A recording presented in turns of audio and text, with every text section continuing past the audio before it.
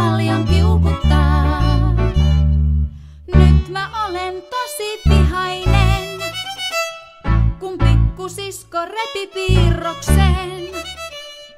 Vihainen mä olen, siksi jalka poljen, kun pikkusisko repi piirroksen.